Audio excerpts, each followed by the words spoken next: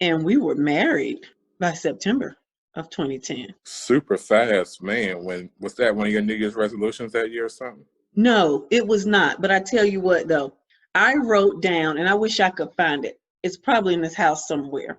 So I had this little journal, and this is something that I strongly suggest for people listening, or women, men, is that one, I strongly suggest that you ask God for what you want in life and who you want Him to place in your life, but be very specific.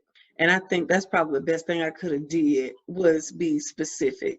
And so I had the journal, and I wrote down specifics about who I wanted and what qualities I wanted them to have. Because as confident as I may come across, I do know my weakness. And so I know I needed someone in my life to strengthen me where I was weak, and me strengthen them where they are weak. So I asked for certain qualities, and I wrote them down one by one, and that's what I received. Well, you are definitely a blessing to me as well. We'll get more into this in later podcast episodes, but when you and I met in January in 2010, earlier that month, of course, I had experienced a horrendous tragedy with my son's mother having committed suicide.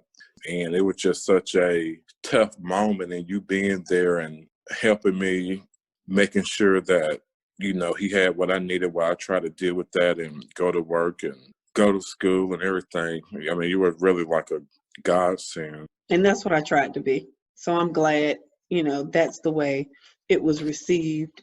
I'm just always, blessed to be a blessing for somebody else, because single parenting is something that I know also well. And I wouldn't wish that on anybody. It's a hard task. Each and every day, it's a hard task. So I did not want to see anybody go through it. And of course, anyone, that we were friends and a person as good as you are, go through this and stunt any part of the growth of your dreams as you were trying to go through and finish up your college education and things like that. You didn't need another challenge to make it harder than what it already was. Well, so that's the beginning of our story. We met initially in 2008, didn't see each other for 2 years, met under difficult circumstances again in January 2010.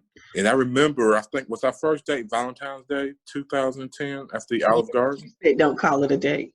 Okay, what did I say call it? You didn't say, you just said, don't call it a Valentine's Day date. You said that specifically. Because I remember later on that month, I kind of had to pull you together.